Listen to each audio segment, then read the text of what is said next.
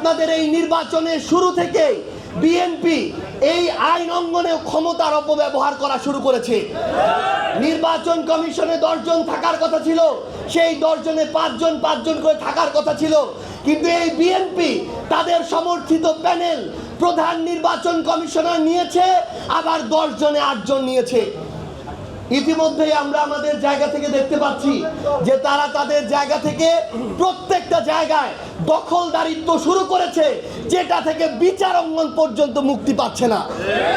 তাহলে এই বিচার অঙ্গন এটা যেদিন তাদের ক্ষমতার মধ্যে কুক্ষিগত হবে, ওই দিন বাংলাদেশ স্বৈরাচারের পথে হাঁটাটা প্রতিষ্ঠিত হয়ে যাবে। এই জন্য আপনাদেরকে অনুরোধ করব, নির্বাচন কমিশনটা গিয়েছে, কিন্তু আগামী 29-30 তারিখের যে নির্বাচন, এই নির্বাচনে একটা ভোট আপনারা আপনাদের জায়গা থেকে কাউকে চুরি করতে দিবেন না। মনে রাখবেন, এই একটা ভোট শুধু একটা ভোট না, এই একটা ভোট শুধু আমানত না, এই একটা ভোট জনগণের একটা বিশ্বাস যে আগামীতে জনগণ আপনাকে ভোট দিলে আপনি রক্ষা করতে পারবেন কি পারবেন না। জনগণ আপনাকে কয়বার বিশ্বাস করবে, আমাকে কয়বার বিশ্বাস করবে। এই জন্য যেমন আমাদের প্রত্যেকটা মানুষের কাছে যেতে হবে, তেমনি প্রত্যেকটা মানুষের ভোটটা রক্ষা করার জন্য আমাদেরকে শক্তিশালী ভূমিকায় আমাদের সর্বোচ্চটুকু দিয়ে কাজ করতে হবে।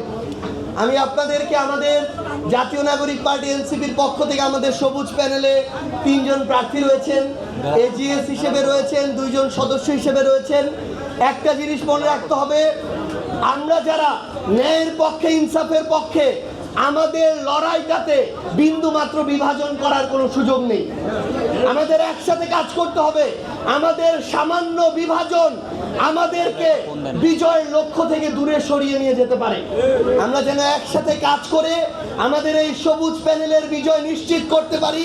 এবং আমি আপনাদেরকে শুধু একটা জিনিস বলে দেই, এই ঢাকা আইনজীবী আমাদের যে নির্বাচন, এই নির্বাচনে বিজয়ের মধ্য দিয়ে আমরা যদি সেদিন বিজয়ের মালা আমাদের প্রার্থীদেরকে পড়াতে পারি, তাহলে ইনশাআল্লাহ আগামী প্রত্যেকটি জেলা নির্বাচনে বাংলাদেশে এই ইনসাফের পক্ষের প্রার্থীরা বিজয়ী হবে ইনশাআল্লাহ।